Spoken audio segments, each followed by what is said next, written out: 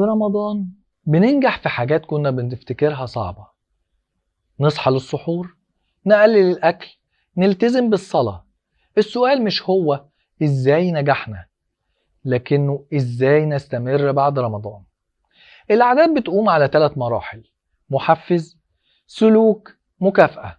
في رمضان المحفز واضح: الأذان، الوقت، الجو العام.